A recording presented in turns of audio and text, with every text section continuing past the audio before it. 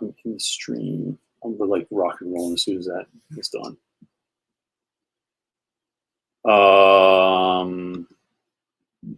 That was weird intro. That was weird transition. Not sure what was going on there. But all that matters is that we're here now. Good evening, everyone. Good afternoon. Good morning. I'm like Truman Show. Good morning, good evening, good night. So if you've not been here before, let me welcome you. My name is CJ Reynolds, and I run this this thing called Real Rap with Reynolds. And what that is real rap, is what my students say when they talk about having real conversations, real talk about something. And so we're having a real conversation about everything education. Doesn't always stay exactly education. Sometimes moves into like lifestyle and sort of like balancing stuff and things of that nature. But this is where we're coming from when we talk about Sunday night teacher talk and having real conversations around that. The idea here is to meet teachers where they are on Sunday nights, which is often the most anxiety and stress-ridden night of the week, knowing that school is tomorrow. For some of you, that's real. Like some of you, school is tomorrow. Us on the East Coast, we got a little bit more time. But I heard someone say once that August is the Sunday of the teacher schedule. And I just feel like that's so true. So now we're on a Sunday today's August 1st, right? Yeah, August 1st. So it's like a double whammy. So what we want to do is help you to feel excited, to feel confident, and to feel ready to go into the school year and into the week. So that's what we're here to talk about. If you need anything else from us, you can always go right to realrapwithreynolds.com. And everything's there, like everything from sign up for the newsletter to speaking engagement, sign up stuff, to buy stuff, to like anything else that we do is there. And then there's always the old social media connection piece, which you can follow us on all the major social media networks. YouTube is clearly the largest, or the one that we put like the most time and effort into, but that stuff exists. If you have a question, you have there's only one option actually this week, is to put it in the comment section, because we're living in an ED-less world right now. That's what the Real Rap with Reynolds is doing. If you don't know, ED is we're trying to live in an ED-less world. It is we're ED free right now, and ED is my helper, and she is like answers my emails and does my scheduling for me and all this stuff. And ED is like, I don't know. She's our IT person also. She does a lot of things for me. The only thing she doesn't do is like set my clothes out for me, but that's because she lives in Texas. So the live feature is not dialed in right now because there's some tech behind that, and ED helps us with that. And now in the ED-less world, we can't do it. So all you have to do is put your question in the chat. I'll answer anything. I'll talk about anything. So there's nothing off limits. So just let us know. And with that, let's jump into the show. We already have a lot of questions. All right. It's that time of year. It is. Todd is asking, I'm starting in a new alternative high school and new classes after 20 years in a previous program. What's the best way to start the year? Can I do a little self-promotion here real quick? Oh, sure. Todd, the beauty of this question is that, Google was talking to me. Sorry, I didn't realize. I'm always nice to it because, if Terminator's correct and they take over the world, I want them to remember like that guy. That guy can go. He was always nice to us. So we have just created a course a workshop. Yeah, I see your head shaking over there. A workshop that we're going to roll out in a week or so, that is going to cover what in my sitting and thinking about this for like seemingly, it feels like endless amounts of time. One, how I think we should be starting the school year, and also how are we going into a post-COVID school year where many students, like my students, have been out since March of 2019. Now they're coming back in September of 2021. So that is an enormous amount of time that kids haven't been in school. So we're going to roll this thing out, and we're going to try and help people. It's going to be a live event that people sign up for and stuff like that. So that being said, I think that, one of the things I've talked about a lot that I do want to share is that if you think back to going back to school, right? Like you have the summer off, and the summer, especially when you're a kid, it feels so enormous. And when I say enormous, I mean like that was a long time to be away from your friends, to be away from your, even not just your friends, but like your people that you like sort of knew, like associates, people you just said hi to in the hallway. It was a lot of time for you to grow, to mature, to find new things you were interested in. And coming back in the beginning of the year is all about like showing up as this year's version of you. So like, what are you wearing? How did your hair change? Did you, maybe like you got into something new? Who are you coming back into school? And then finding people that you can connect with. And I think that that is such a daunting task many times. Oh, I don't know what just happened there. It can be such a daunting task coming back. So I think just showing up and seeing kids like shaking hands, giving high fives, saying hello, interacting with students, talking about small stuff, not school stuff, not did you do the summer reading, but like, did anyone see any great movies this summer? Like, what'd you check out? What'd you think about that movie? What's a show that you watched that you don't think anyone has been put onto yet? Like, just regular stuff makes kids feel seen, and it makes it look like, and because you're not faking this, I mean, like, fake it, they're going to smell it because that's what kids do.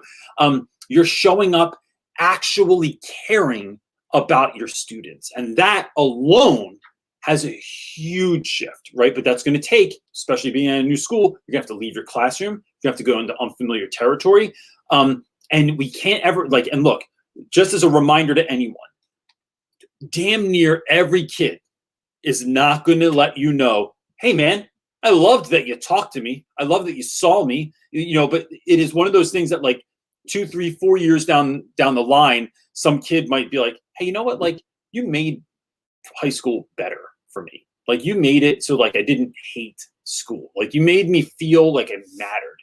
And that is everything to a kid. So say that, and the only other piece of advice I would give, like in brief nutshell here, is not waiting for your kids to see that you care. You gotta let them know you care. So like I always tell my wife, love is a verb, right? I tell my kids this too. You can't just say you love me and then do some stuff that looks like you don't love me. So love is a verb. It is showing people we care out loud, but it's also telling people. I don't want to wait for them to get it through translation. I don't want them to like figure it out on their own. No, I'm stoked to be here. I care that you guys are in my class. I want this to be the greatest year ever. Don't just say a bunch of stuff and it's like, well, they should know that I want this year to be great. Nope, you can't do that. You got to tell them what you need them to know. And so just those two things will set you apart and will, I think, put you on a really great path for the year. Our next question is from Stephanie. How/what do you do during your planning period? We didn't really have meetings, etc. last year. We will be moving to a block schedule, so extended class periods up to almost 2 hours long. Wow.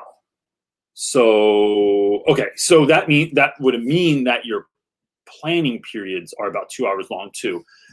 Here's how I roll, Steph. So I've been reading about this idea, but I've long since sort of done something like this, and I just like when a book or something like that affirms it. I read this book last year that my friend Jill put me onto called The 5 a.m. Club.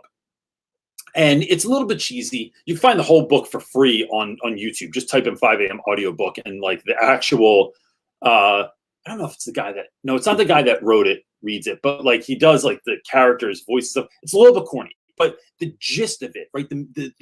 The lessons in it are actually really good. One of the things they talk about in the book is he has a lot of these like little systems, and it's called, which I love systems. The tight bubble of total focus, right? The tight bubble of total focus.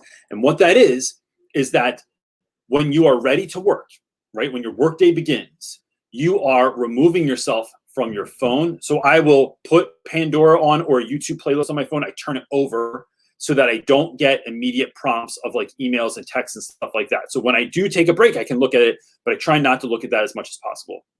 Because if somebody really needs me, it's like, come to my room or call my room or something like that, and I will answer and I will come to your room and help you out with whatever I got to help you out with. But I try not to look at that. I also then don't do anything else. I know my task at hand. So if I'm lesson planning, if I'm creating a PowerPoint, if I am cutting things out that I need to have in class, if I'm organizing stations, if I'm grading work, that's all I'm doing. I do that for about 50 minutes.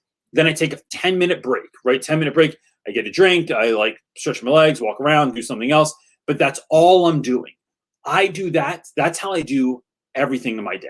My day is never like, I'm going to use some old people language here. My day is never willy-nilly. All right. That's what my day is not. I'm not a willy-nilly kind of guy.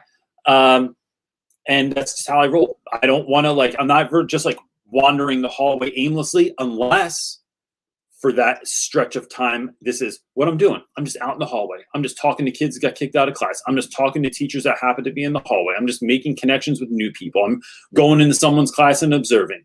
But it is always strategic, because I find, right, that the amount of work I get done when I am in the matrix, I got headphones on, I got the same playlist or same station on Pandora every single day, or Spotify, or whatever you use, and then I am doing a thing for 60 minutes, I get so much done. And if you think about typically how much teachers get interrupted, and when you're at home, how much children interrupt you, when you're in the tight bubble of total focus, everyone knows, don't bother me, right? Like, so that's what I'm thinking of. I even have a little sign on my desk that says, I'm calculating your grade and I'm not that good at math. Please wait a moment. And then I just, like, kids go, oh, never mind, bro. Like, just keep going, keep doing my grade. Because I tell them, like, if I have to stop, there's a chance I'm going to mess up. And then you're going to get probably less of a grade, because I never mess up and benefit you. It's only a deficit. So that's how I look at things, as like going into that tight bubble of total focus. Can you answer what you do during that planning period?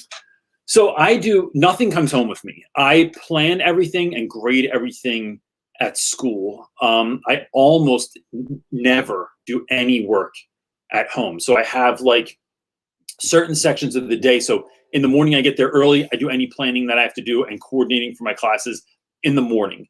During lunch, I typically leave. It takes me 7 minutes to get to Dunkin' Donuts and back. Still waiting for that brand deal to come through, because I drink Dunkin' Donuts every day. I could make coffee at school, but I really just like the 7 minutes outside of school and 7 minutes back. And I call the not so secret wife every day on my way, and we just talk for 7 minutes. I come back to school, eat lunch with students. Then when students leave and the next class comes in to teach my class, I put AirPods in or headphones so that I can't hear anyone. And then I just focus in. My desk is completely removed of anything. I remove anything that is that's extraneous that I don't need right now. And then I focus in on, like, am I doing parent emails? Am I doing grading stuff? Am I inputting grades?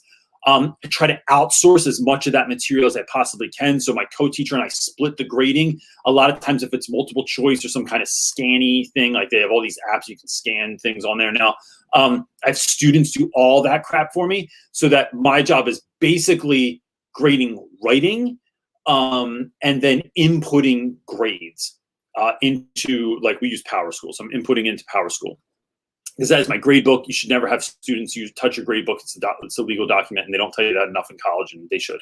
And so then other time, like towards the end of the day, if I have a prep at the end of the day, I'm usually screwing around in the hallway, but it's strategic. It's building connections with students. It's being seen. It's helping teachers out. It's doing stuff like that.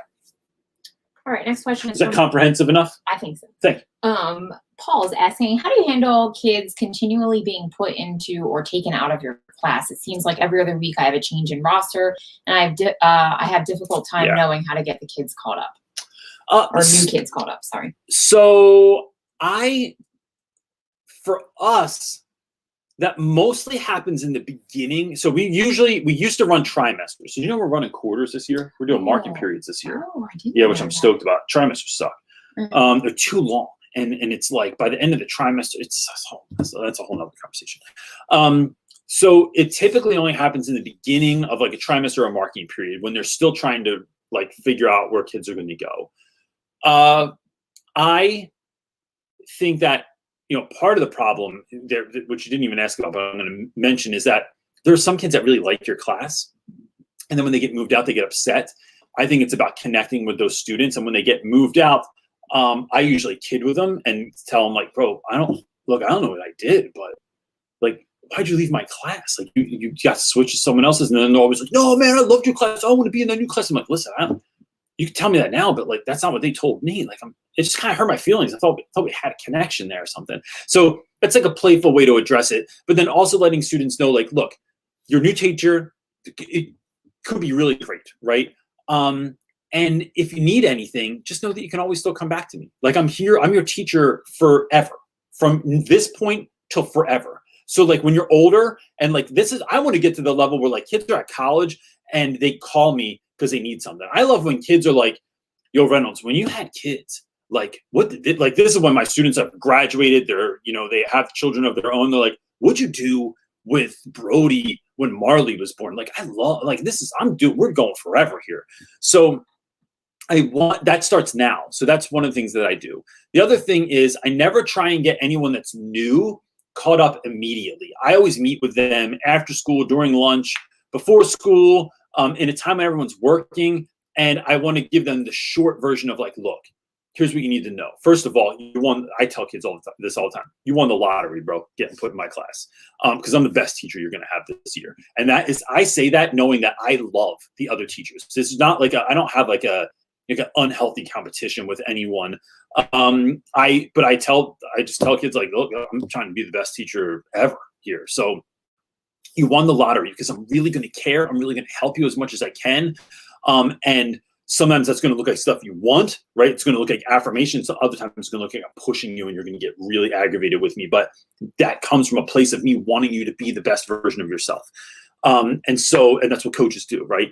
So in that, I am giving them that really brief version when they come into my room and then holding them back and then saying like, hey, look, what are some things about you that I need to know about? It's reaching out to their parents. And honestly, it's the little things that really add up. It's not the big speech at the beginning of the year, because everybody has the big speech at the beginning of the year about how hard they are, how much they care, how great this is going to be, whatever it is. The kids want the follow-up.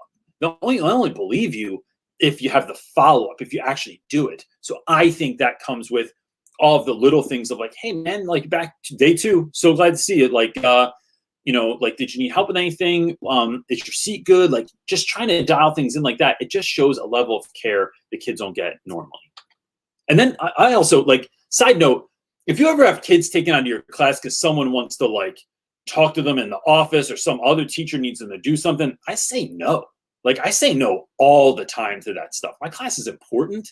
And we're not, this is crucial stuff we're working with here, especially when you're working a lot of times with, I have a lot of students that are below grade level in their reading ability, and you want to pull them out doing reading? What, bro? What? Like, pull them out during study hall or something like that. So if people come to my room and they say, hey, can I see so-and-so? I say, not right now. We're in the middle of something, but as soon as we're done this, I'll send them right down to you. Or we actually just started a test. I'm going to need 20 minutes. And then letting that person know, hey, going forward, I'd be happy to comply. I'd be happy to figure out a time when so-and-so can come see you. Just let me know ahead of time so I can kind of schedule it in or let you know if it's going to work or not.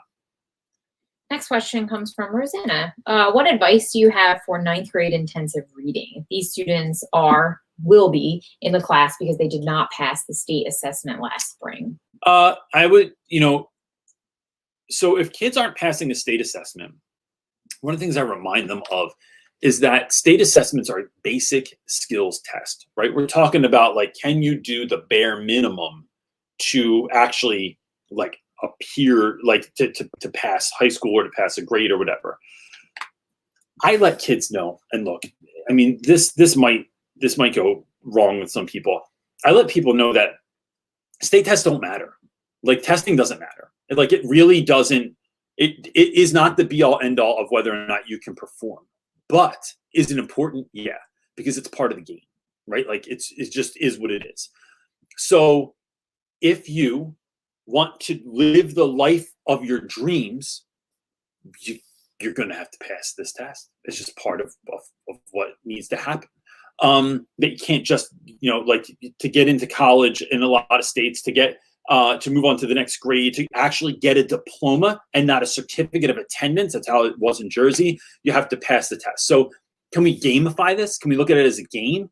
And like, but so like, does it matter? Ultimately, no. does it like in the grand scheme of like your life, it doesn't really matter, but it is a puzzle piece to the puzzle you're building. That is your life. And so it's about getting kids to realize why this is important, why your class is important. And then for me, it's getting real with kids that are in classes similar to that. So I have students that are, I teach the co-taught class, which means I have a lot of students with a lot of IEPs, a lot of kids that are underperforming, a lot of kids with a lot of different like learning differences. And so sometimes kids have, they want front, like I can read, I just don't want to. I could write, I just don't like periods and capitalizing stuff. It's dumb. I don't have to do that. And it's like, it's not. What it's doing is limiting your voice, right? We want people to understand you on a level where they're like, damn, if you're gonna put it that way, like that was amazing. But if people go, what? Huh? Like you don't want to speak in a way that is like powerful, that's convincing, that your point clearly comes across. So it's about one, helping kids to realize like, look, you can't, because I've seen it, and you're on a second grade reading level. And this isn't in front of everyone. This is being straight with kids. You're far below level. Does that mean something's wrong with you? No, just means that you got the short end. Like school let you get to this point, and you're not even at the place you're supposed to be, right? You've been failed by the system.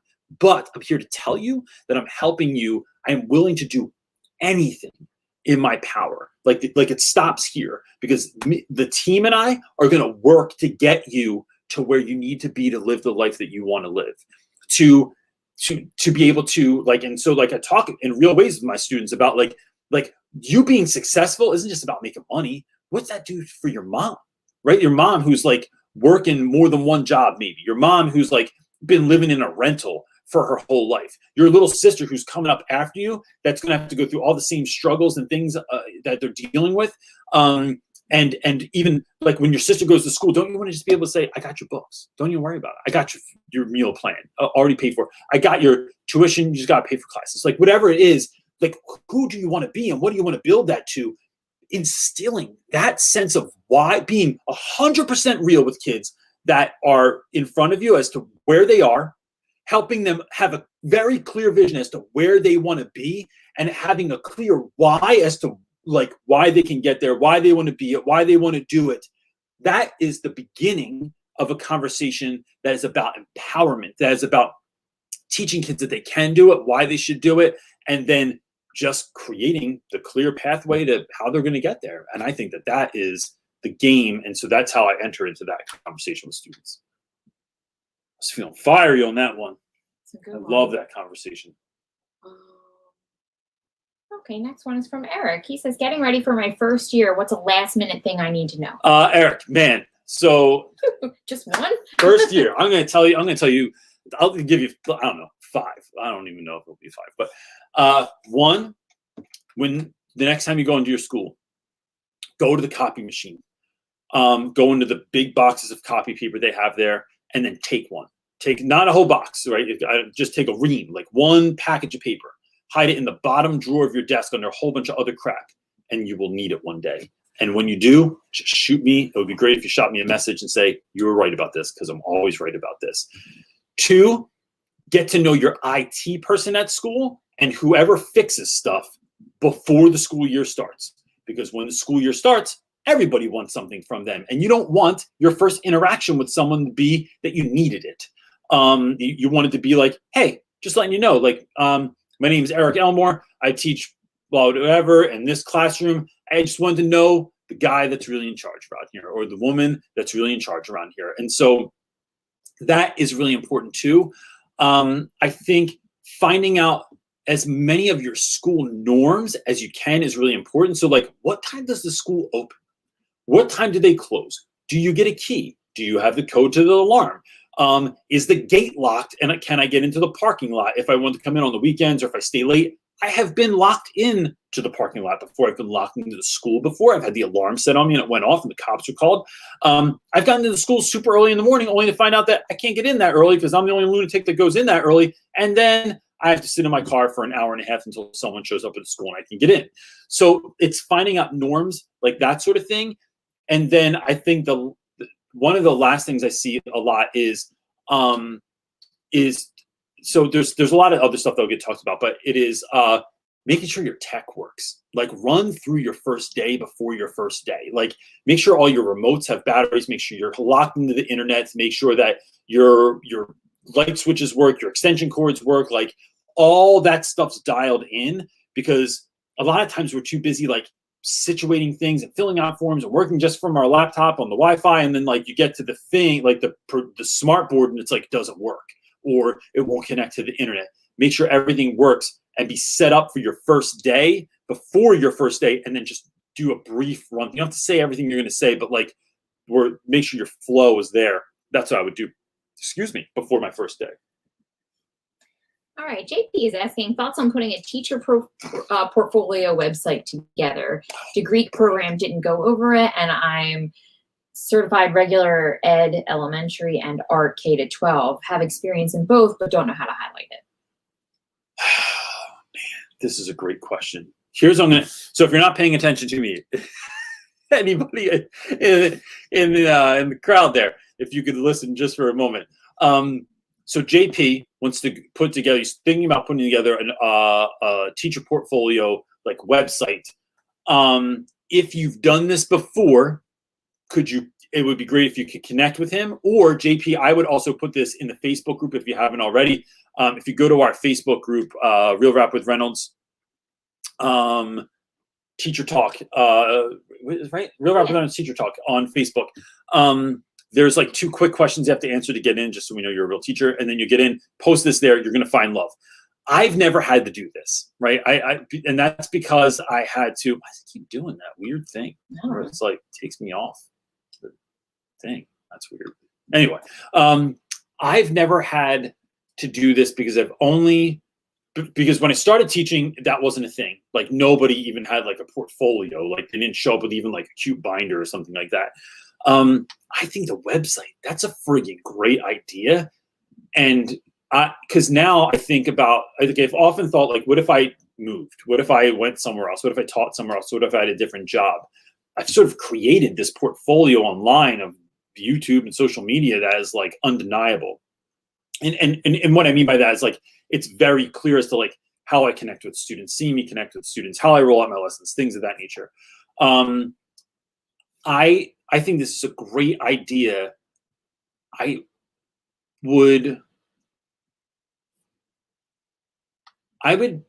So I think it's worth thinking about what someone else is going to want to see, but there's no way to really do that. So maybe paying attention when you go to like looking up like interviews or getting like interview questions, seeing what people think about interviews, and then implementing some of that stuff. To me, it is what I want to know. So I'll tell you this. This is maybe what I would want to see. That's probably the place to go. When I am a part of an interview process for teachers, what I want to know is that they are excited about teaching. They're excited about being part of a community. They're not trying to just be the one. They are excited about, they are looking at the students that are actually in front of them and then teaching them through a lens that they care about. So what that means is that just because I am teaching, like, so I teach like all Black and brown students in West Philadelphia, not every lesson is through hip hop, right? Like, or sports, because my students have a ton of other interests besides that. So it's actually getting to know my students and then connecting with them in that way. So like, so maybe designing lessons, PowerPoints, since it's your first year, maybe you did some stuff in student teaching, maybe not, but like, here's some experiences I want to create with students. Like I want to create this immersive world that students come into and they want to connect. I believe that, you know, what are your beliefs? Like, I believe that like that teaching can only happen through community. So I'm trying to like work with the people that I work with, right? Like that are in the same building, creating strong community there, reaching outside of our school and partnering with community members, partnering with parents and families to make sure that kids are feeling supported and they're getting everything that they need. Like it's doing all of that sort of stuff. And then what are the extra things you bring? So you can teach and you love English or science or math. I mean, like, I know you said art, but like, it is how are you sprinkling magic on stuff? So for me, like, I build things. Like my classroom is custom because I build things. I'm very creative in the way that I think.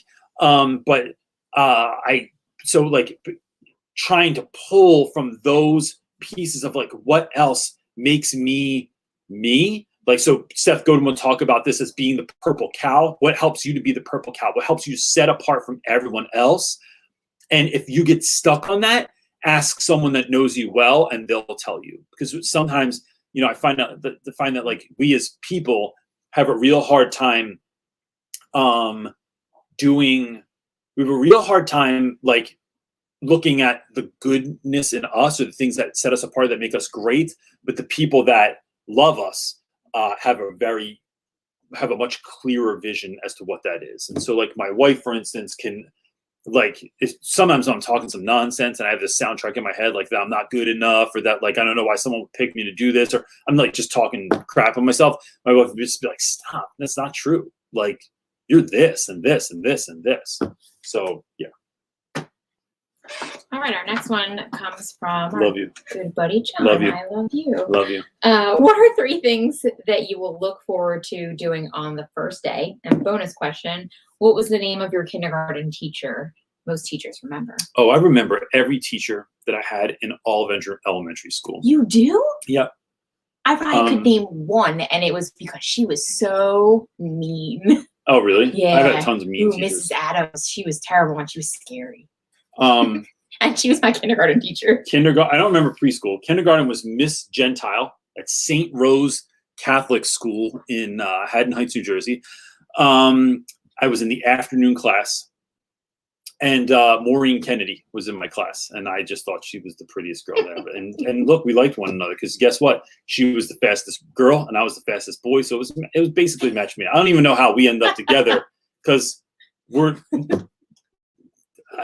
fastest boy runner and fastest girl runner. No, we're not. We're neither of us are the fastest at basically anything. Like, so that was that. And then I could literally sit here and name all my other teachers.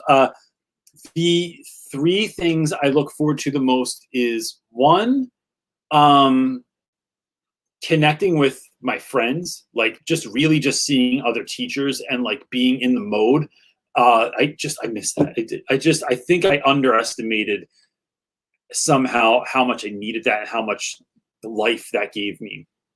Seeing my kids that will come back this year, that I had as 9th graders the last time I was in school, will be in 11th grade this year. And so that's such a jump. I mean, like you guys know, like you see kids, and like even from the beginning of 9th grade to the end of 9th grade, like they change so much. And then from when you see them beginning of 10th grade, they're like, yo, what up, Mr. Reynolds? And you're just like, bro, what? Like, when did you get a whole beard? Like, what happened? You're just eating hormones for dinner, or what was happening? So that I'm really excited about, and really like being back in my space. Like I do love being at home. I'd say the one thing that's difficult about being at home is it's too easy to do other stuff. It's too easy, John Lopez, to eat a whole box of peanut brittle when I'm at home. But at school, I only have salad and green juice. So it's basically, we're vegging out over there. So I think those 3 things are 3 things I'm really excited about. And I'm buying a mannequin this year. I ordered it before and then it never came in because they stopped that. They didn't have it anymore. And so I'm buying a mannequin this year, and that's going to be my new class assistant. His name's Fred. I think you're also really excited to film YouTube videos. Oh my gosh, hell yeah. Instead of just doing it right here. This has been great, right? It's so easy. Set up the camera. You don't have to move anything. No one interrupts you. Your students, like in all the videos. I found a video the other day with Ham that I pulled out because someone left a comment and said that kid is going to be a comedian. So I looked at it again. I was like, yo, I miss like just goofing around, like making fun of kids and them making fun of me and like going back and forth. Well, I'll tell you the stuff that you don't ever tell people is CJ did a phone call like last week or so with like 4 or 5 students, and it was just a group call, and I can't tell you like how ecstatic he was like when he came off of the call. He just was like, I miss all my kids. They're all guys that are like in college now that graduated in 2019, so I didn't even get to see most of them graduate and stuff. Some guys even before that were on the call. Yeah, it was so, it just makes me, it like just breathes Life in you. life It's like fills into your it. heart. It is It's like, your- is such an energy Yeah. give, and I miss that. Go. All right, our next question is coming from Taylor. Any tips on having long-term subs? I'm expecting my first child in October and will need lesson plans ready for when I'm gone. Should I expect the sub to take over a unit or plan alternatives? So Taylor, that's a great question. First of all, congratulations on having a kid. Like, that's awesome, man. You know, you'll never sleep the same again. We're gonna be real, right? You're just not gonna sleep the same again. You might not. I don't know. My wife will sleep soundly. Yo, that's because I did my duty where I was like up at the drop of, a pin falling with You the were. kids. So like, I could teach. Once they became teenagers, I was like, oh, forget it. I'm actually sleeping again. No, my son will like knock on the wall in the middle of the night, and I'm like, dude, for real?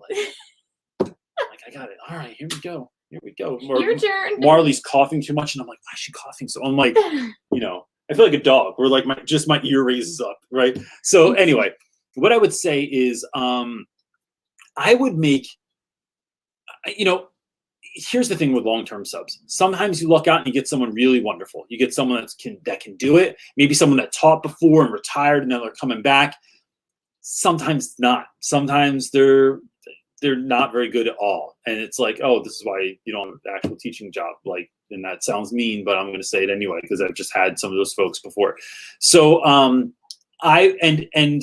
if you have someone that is like long-term sub, doesn't mean you're really great at the subject matter. So what I would do is short lessons that are largely asynchronous, where like the long-term sub is going to come in, set things up, make sure the kids have resources, make sure they know what they need to do, and then it's like the kids are working on it, and then the long-term sub is looking more at like attention, at helping kids to connect, at making sure parents are connected into stuff.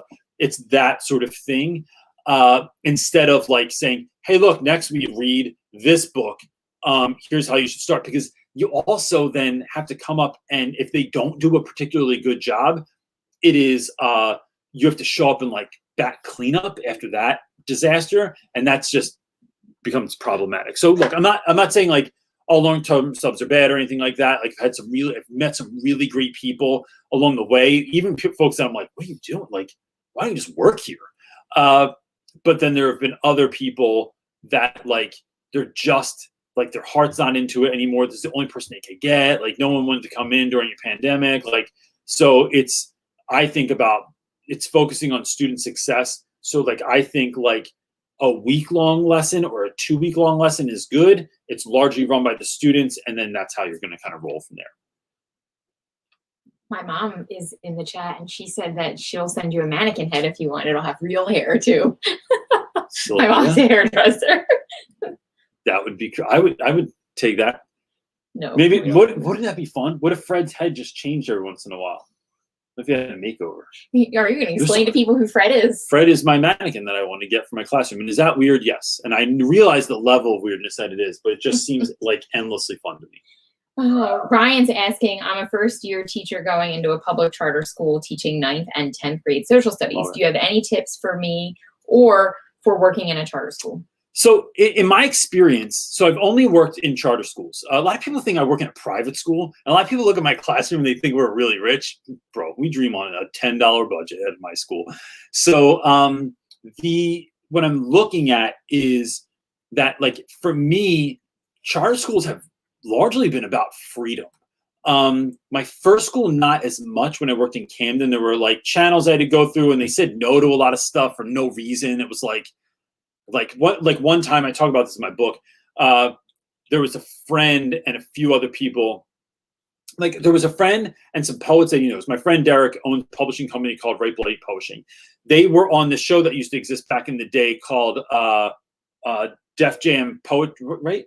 Def Poetry, something like that, on HBO. They did a recording of the show. They were on their way to a show in Maryland from New York City. And so I found out about this. I hit him up. I was like, bro, could you come in and do like a real quick, like 40-minute, 30-minute, whatever, like spotlight in my classroom on your way?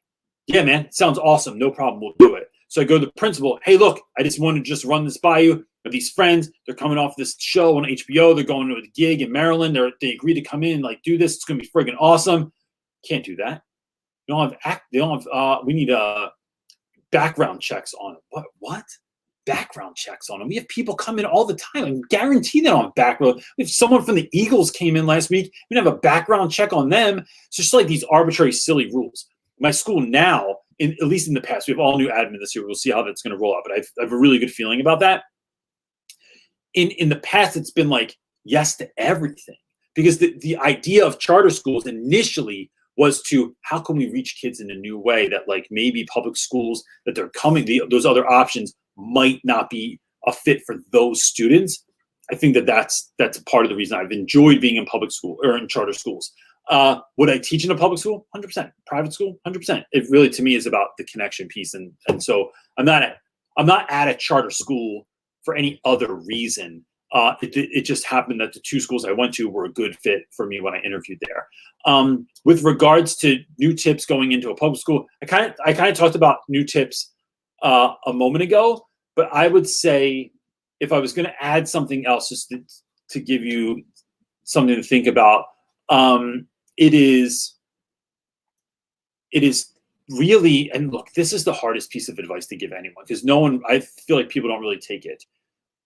If you're really excited about teaching, teach your ass off, right? Like, it is go hard, go as early as you want, stay as late as you want. If you have that energy, that burning desire, it is just show up and do the work. And people are going to go, you're going to burn yourself out. We'll see if you're like this after Christmas. Like, it's like, just to hell with that sort of mindset. Go as hard as you want, but remember, you have to fill up your own tank to go forward. Nobody is going to do it for you. So you have to know, you have to pay attention to your intuition, that when you're feeling a little bit run down, when you're feeling tired, when you're feeling overwhelmed, take the time to actually, and this is coming from a guy that still doesn't do this well all the time. It's like, you have to take a break and go out with some buddies one night and, like, get a drink, or like go out for dinner with someone, have some people over, like, say no to students one day during lunch so you can get something done. It is filling yourself up, right? So that you can give as much as you can. But those would be my 2 quick tips. Quickish. I don't really do anything fast. You don't. Can I talk about something before you talk about the next Sure. question? I have this book behind me, and I put it back here so I remember. My friend Becky, this is not endorsed by me, like, I'm not getting paid for this or anything. My friend Becky wrote this book called Expedition Science, right? That's Becky on the front. In real life, she has a face. What? Go ahead. Becky is a teacher in Virginia. She is literally, like, I've met her. She's on fire. She, like, talk about that kind of teacher I was talking about. She's on fire. She somehow convinced her school last year that during COVID that she wasn't going to teach in the classroom anymore. She just wanted to teach outside. So her whole science class for the whole year was outside. If you teach science, this is 100% a book that you should get. Like, reading it, even if you don't teach science, just reading it, Becky is the kind of teacher, not only that you want to be, that you're like, damn, I wish we did that when I was in school. Like, she's just that person. So, like, going on to Amazon and getting this book, or even just following her on social media, she's so great. And I don't talk about teachers like that.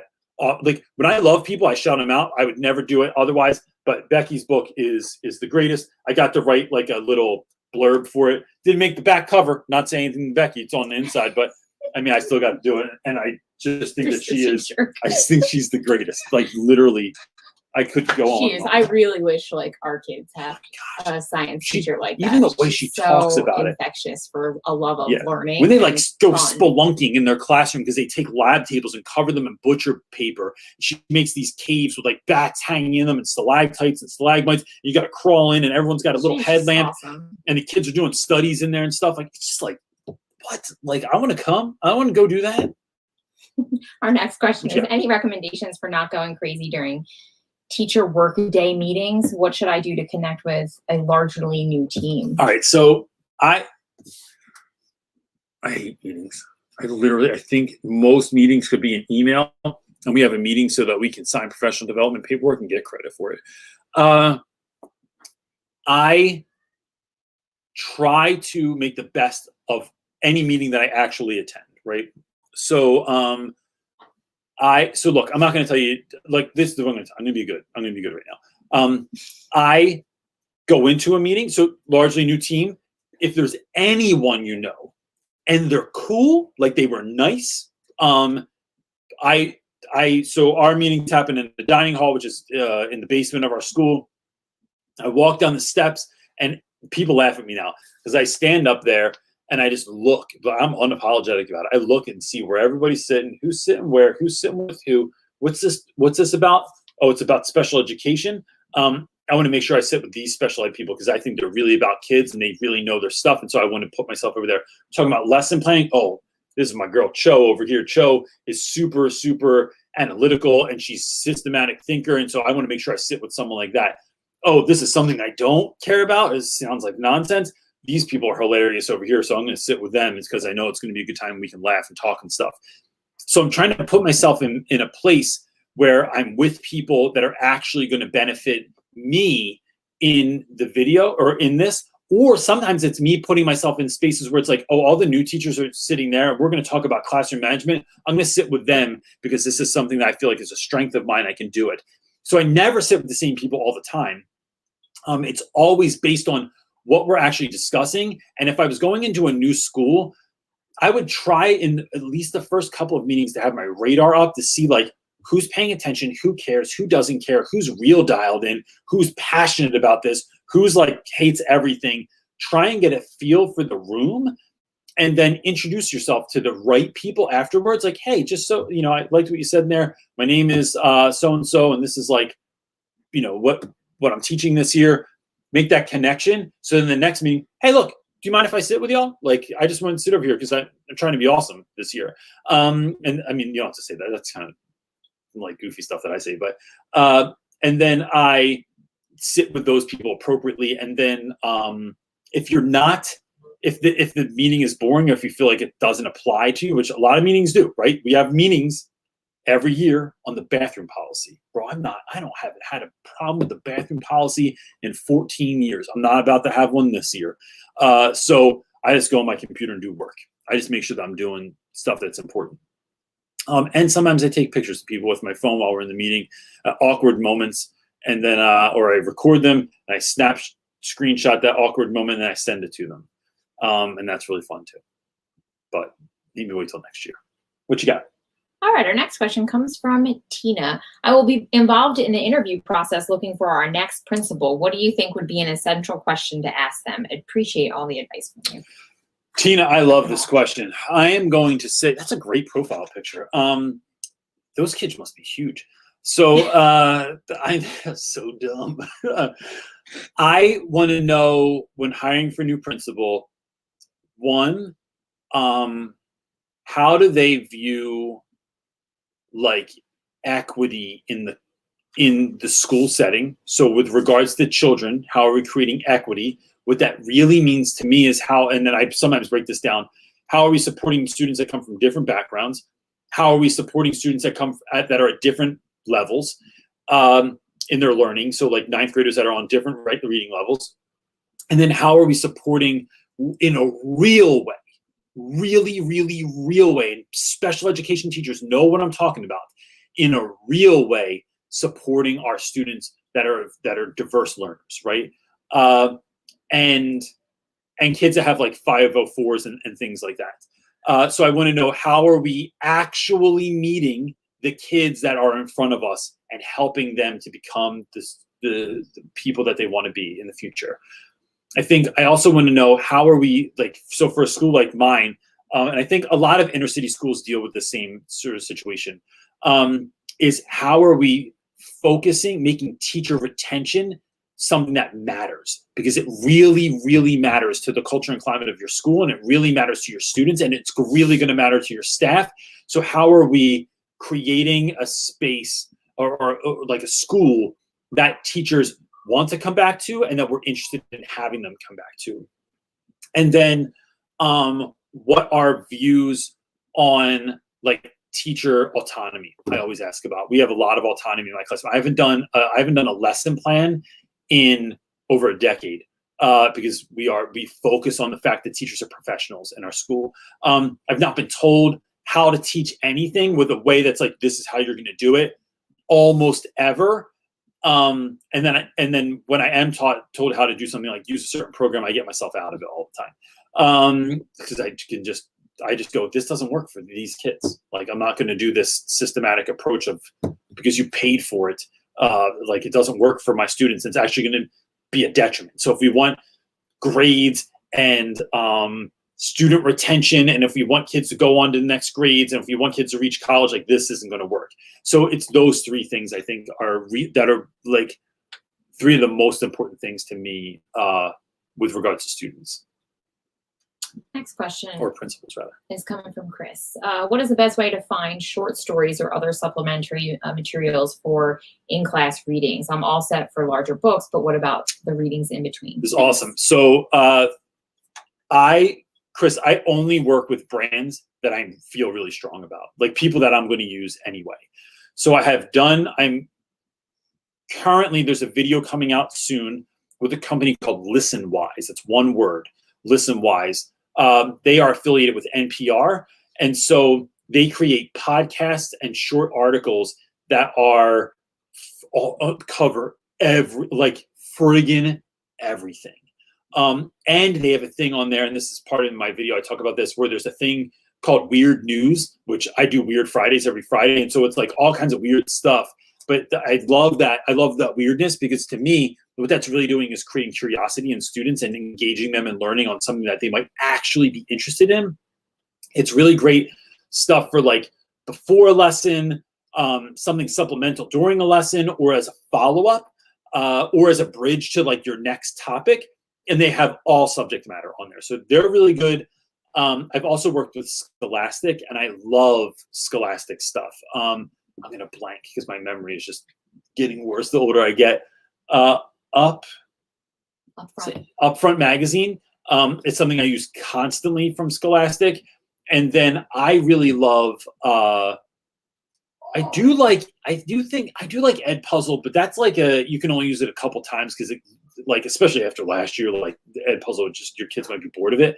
But I love the New York Times. If you type into Google New York Times lesson plans, there's just so much stuff on there, and it's so good and they have like the reading, they have visual aspects to it, they have like questions and like videos connected to it. It's really multisensory, and so I like that piece of it as well. So those are my like go-to ones always. Next question. How do you make use of dead time or small breaks between meetings? I think that's time to make copies a lot of times, I'll be honest with you, because copies are one of those things that everyone wants to make in the morning. And so you're just getting it done. And there's a piece of advice for new teachers. Make all of your copies now before the school year starts, because everyone's going to be making them in the beginning of the school year. And so even if you can get into the school before professional development starts, that's the golden time to do it. I connect with people. I look for people. I'm constantly, like, the way my brain is wired, the way I kind of grew up was, I am constantly navigating the room and getting a sense of how people are. So does someone need a little love? Does someone need some attention or something like that? Is there someone new that asked a question? You want to be like, hey, look, let me talk to you about the for real version of how we do that. Let's talk about, like, how are you feeling? Like, how are you feeling about your room, your lessons? Where'd you come from before this? That just helps people feel seen and heard and connected. And then sometimes it's just silliness. I really think that silliness is largely undervalued. It's looked as like childlike behavior, as like you're immature. A Peter Pan, yeah, you're immature. Look, I'm just trying to interrupt your daily programming. And so I show up and just do dumb stuff, but I think it's the way we sprinkle magic. And not everyone's like that, but like it is for me, it is a way is the expression of care for the whole community. So that's why I do have to, like, the dumb crap. Like, look, one of my ideas with Fred, my mannequin, this year is I really have this exciting idea of, like, placing Fred at different places in the building, they're either going to startle people. So like, imagine opening your classroom door and Fred's just standing there staring, you're going to crap your pants. Or just putting Fred like at the end of the hallway. Like, it's kind of like, you know, when cops like just leave an empty police car somewhere and it makes everyone slow down. I just want to see like the effect that Fred would have. And then all kinds of dumb other stuff I just want to do with him. Like, I want to take him on bus duty with me. Just have him standing out there like my co-pilot. Sidekick. It's so dumb. It's going to be awesome. Yeah, but it's, you know, I think to your note, I want to say, I think that everybody has their own version of sprinkling magic. And it can just be, if like loving people or being kind or whatever it is that is unique to you, like everybody has their own special thing. Yes. And so I really think that that's the sprinkle magic. You don't have to be, you're silly and humorous and a jokester and like that sort of stuff, but that's who you are. That's your personality. You're authentic to you, but everybody can be authentic to who they are and still do the same thing that fits who they are. And I think that's an excellent use of like that in-between time that you deal with. Yeah, absolutely. So yeah. Piano Boy is asking, my buddy. Question 1, how was your day? Good. Sundays go pretty fast between church and. Yeah, there was a guest pastor at church who was hilarious and really great.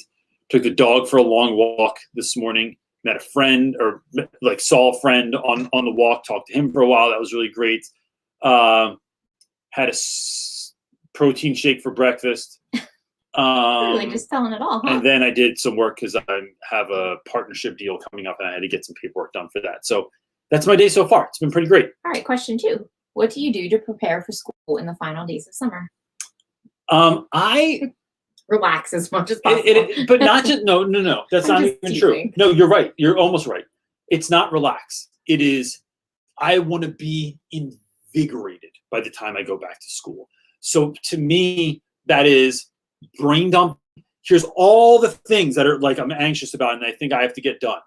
So this is a new plan that I have. My friend, I just made this friend Robin, because I'm 44 and I make new friends. My friend Robin, who said when she realizes what she has to do in a day, she has like a quadrants, right? So it's like what's important, what's unimportant, what's urgent, what's not urgent.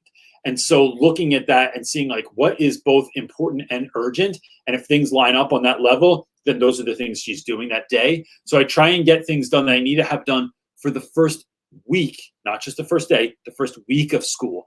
Anything after that, I'm not worrying about that. It's not due for 2 weeks, 3 weeks, 4 weeks, but until middle of the year, I'm not doing it now. I only do things that are important for that week. And then I want to live in a world that week before that is giving me energy, right? There are things in life that drain your energy and things that give you energy. I want to spend as much time in the giving energy place. So that means like, for me, it's being mindful of my time, spending time with my kids. I'm getting old. I really like puzzles. Right? I'm like I'm like 2 minutes away from building ships in a bottle at this point. That's really where I'm at, people.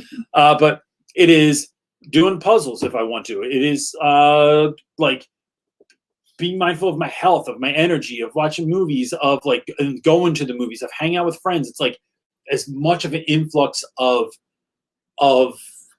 energy that I can get, because then that's going to make me show up and feel like, man, I got it to give today. And so that's what I want to be able to do. All right, our puzzles. Next question. Hey, CJ, I'm a new teacher who just came across your videos, and I have definitely drank the Kool-Aid. Oh. But my question is, how do you build connection with parents in the beginning of the year? First of all, Valerie, I'm going to say that we don't drink Kool-Aid here at Rap With Reynolds because there's red dye in it, and that's not good for you. We drink coffee. No, I have to say. Drink water. I do drink a lot of water, coffee, disgusting green juice, smoothies. But first of all, I really also want to say, I guess, second of all, that I really appreciate it. Thank you so much. I'm glad that you found somewhere like what we tried to create here was something that I wish existed when I started teaching. So my question is, how do you build connections with parents in the beginning of the year? First of all, it is important to build connections with parents at the beginning of the year. How I do that is, it's hard to do that individually, right? Like I don't have time to send out emails to every single parent.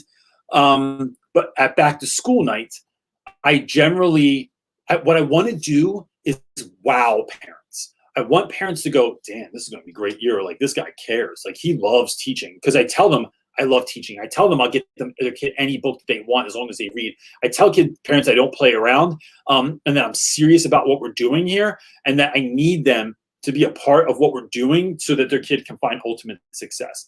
And then I tell them all the stuff we're going to do that year. And then I have a handout. I should make this available. Now I'm saying it. Put it on the list somewhere. I have a handout that I give parents that is like, look, basically, what do I need to know about your kid that I'm not going to learn from an IEP? I'm not going to learn from a 504. I'm not going to learn from their teacher from last year, because I don't ever ask previous teachers what I should know about children, because that's their opinion and not mine. And sometimes that can skew things either way. But I want to know, like, what is your kid? What do they like? What do they not like? Who's a teacher they had a great class in? Who's a teacher they had a horrible class in? Why were those two things real? So I don't need names of those teachers, but what I want to do is get as much information as I can from parents that's going to really help me to teach their kid.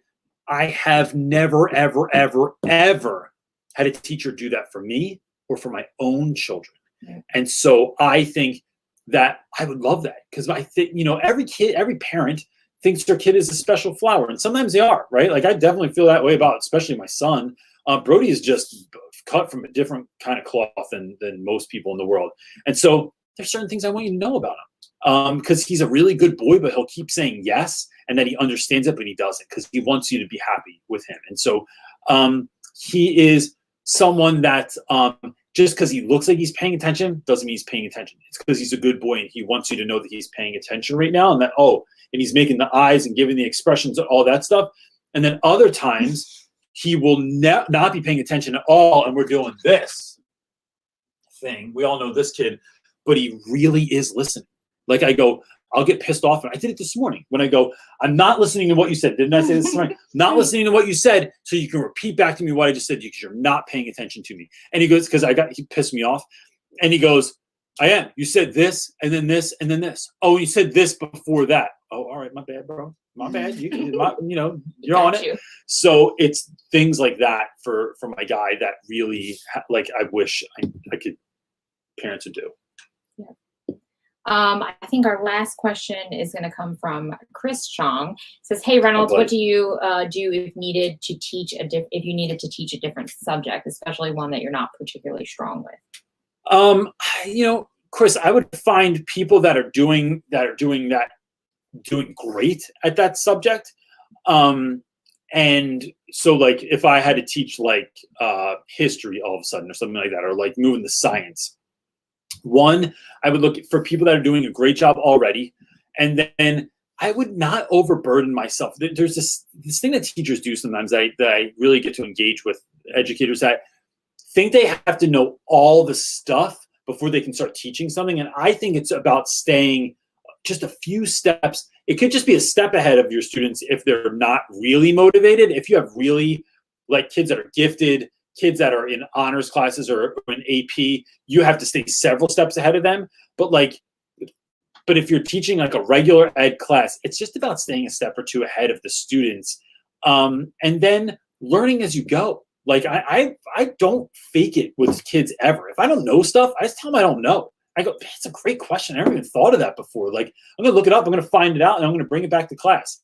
And I'll say that over and over and over and over again. I don't, like, when I spell stuff wrong, there's one of two options here, because I'm a terrible speller, and I think it's because I'm undiagnosed dyslexic.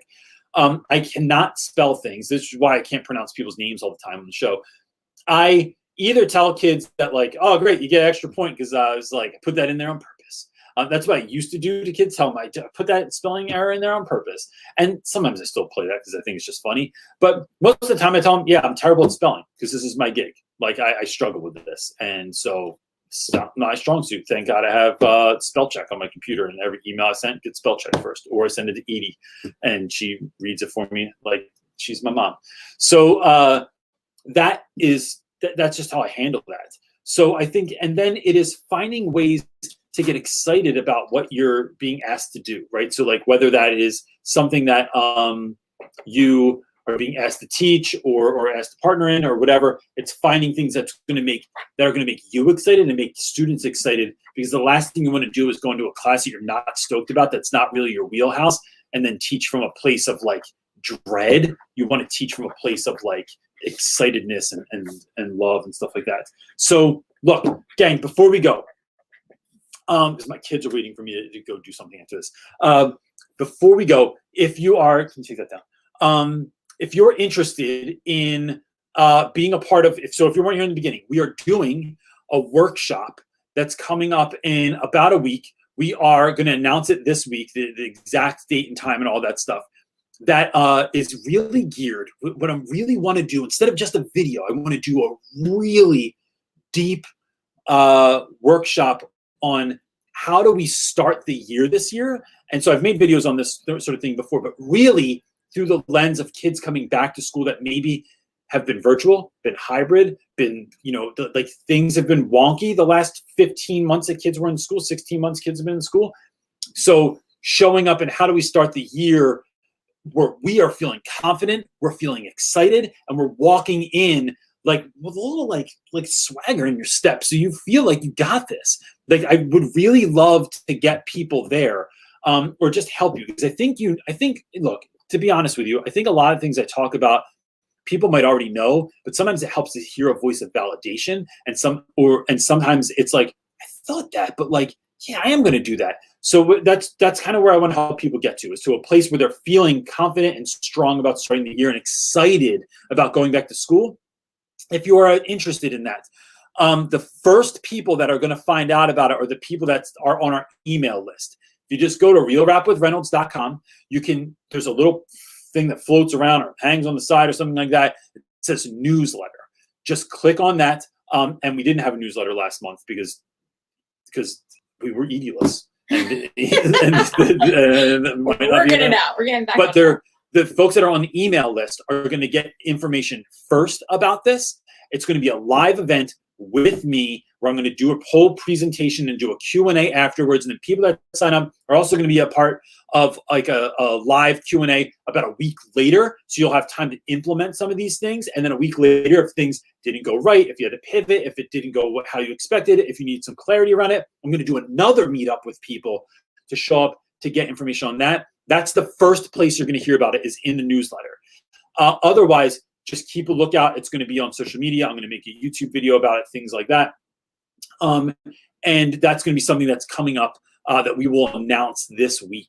We wanted to already have it out, but again, I'm just gonna tell you guys that life is real. Life is real, and living in an edulous world is like there's so many other layers of things I have to take care of now that are usually taken care of.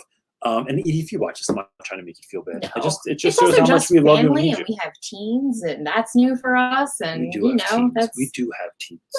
My hair is completely gray by next year. Elizabeth is saying, said we go back on Tuesday and students come Wednesday night. Can we have an evening workshop or late afternoon? Yes, it will be sometime. We're taking that into account when our planning and all that, because we also realize we're on the latter end. Schools are already starting for some people literally tomorrow, and we have weeks and weeks before you go back. Yeah. So I have a couple of ideas there, Elizabeth. But right, Elizabeth. Yeah. Mm-hmm. But it will be. I'm thinking on a Saturday earlier in the morning, so it doesn't take up your whole day, and then it will also be available for people that. I know you close that door now. It's hot as hell back here.